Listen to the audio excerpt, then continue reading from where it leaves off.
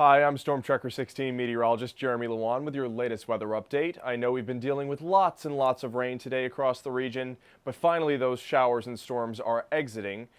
No more lightning strikes really to talk about. Now we just have some trailing moisture that's continuing to exit our region. I want to show you we still have a flood watch for some of our counties. We have it for Monroe, for Carbon, Pike, Wayne, for Susquehanna, Bradford, Wyoming, Luzerne, and Lackawanna counties.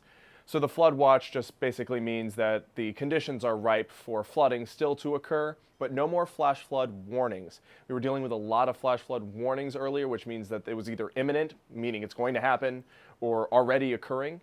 And Kurt and I were on the phone earlier, and he told me he hasn't seen this many flash flood warnings coexisting at the same time in a very long time. So we had a very, very large expanse of our area dealing with heavy downpours today, and those flood watches continue for those counties until midnight tonight.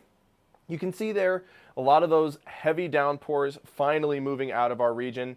There are some of our areas still dealing with just a few heavy downpours there in Pike County near Milford, also in southern Monroe County near Stroudsburg, still some moderate downpours, but the rest of us are dealing with some light rain as it moves out. And you can see if you look off to the west, there is that rain finally exiting Clinton-Lycoming counties, but there is a secondary line starting to fire up just towards the west. You can see it there near Pittsburgh, heading towards State College.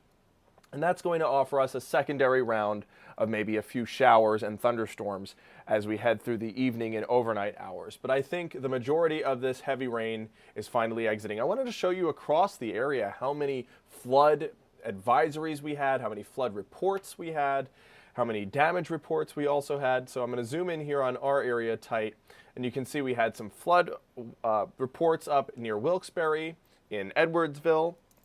We also had some flood reports down by Sunbury.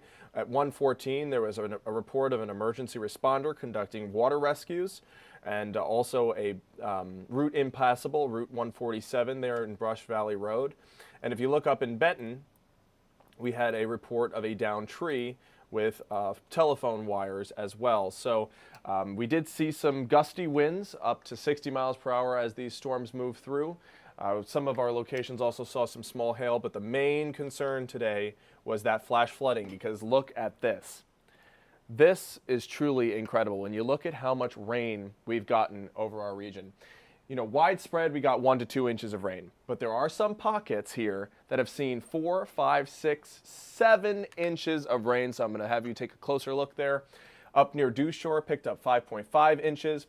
Just south of our area, south of Schuylkill County, there in Berks County, saw 11 inches of rain. So, of course, with all that rain, can't soak into the soil that quickly, and of course in some locations that are urban you don't even have enough soil for it to soak into, so it ends up running off and ponding on our roadways and other low-lying areas. I'm going to zoom in tight here on Northumberland County so you can see how much just east of Sunbury picked up. 6.4 inches. And I want to point out that this is radar indicated. So what radar indicated means is the radar sees the density of droplets in the air, and it can estimate how much is falling and then thus accumulating on the ground. But radar indicated rain and actual ground truth are two different things. And I have ground truth thanks to Jamie. It's in Sunbury, there in Northumberland County. She sent this in to us at 1 p.m. and her rain gauge was already approaching 5 inches. So it's no surprise that radar has estimated about 6 inches as of now in Sunbury, or just to the east of Sunbury. Over the next 24 hours, those shower chances are going to really drop around 9, 10, 11 o'clock. I think a lot of us are going to be dealing with dry conditions, Scranton, Williamsport, also Mount Pocono. But then we do have a shot for some residual moisture to fire up again overnight, and then again tomorrow we have a chance for some scattered showers. So just so you're prepared, it is getting better. A lot of that rain is moving out. You can see 7 o'clock, just our easternmost counties dealing with some light shower activity. By 8, pretty much the last sprinkles finally leaving. And then you see that shower band pushing through central Pennsylvania, possibly giving us a round of showers and thunderstorms between 3:30 and 5:30 in the morning near Williamsport, Bloomsburg. Maybe might see a few downpours there too. But also we're going to be dealing with some patchy fog tomorrow morning and starting off the day really cloudy. Then it starts to clear up by around 10 o'clock in central Pennsylvania, pushing those clouds pushing their way eastward, clearing up slightly there by noon in the Scranton-Wilkes-Barre area. And then we have a shot for some firing up showers there around 3, 4, 5, 6 o'clock. So there is a threat for some showers. I want to make sure you bring your umbrella tomorrow.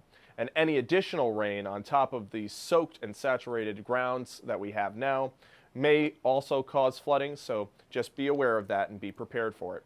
Here's that projected patchy fog tomorrow morning between 3 and 5, also between 5 and 8 a.m. So if you're headed anywhere to work tomorrow, make sure you're prepared to give yourself a little bit extra time to deal with that reduced visibility that you might have in your car. And temperatures will be in the 90s for a lot of us on Wednesday. They're projected 91 in Wilkes-Barre. And if you're not hitting 90, you're feeling like 90 because it's going to be very humid on Wednesday. We're going to be sticking in the upper 80s for the entire week ahead. Tuesday, Wednesday, Thursday, Friday, Saturday, Sunday. It's just Wednesday that we're going to probably top 90. And I want to make sure you're aware just one more time.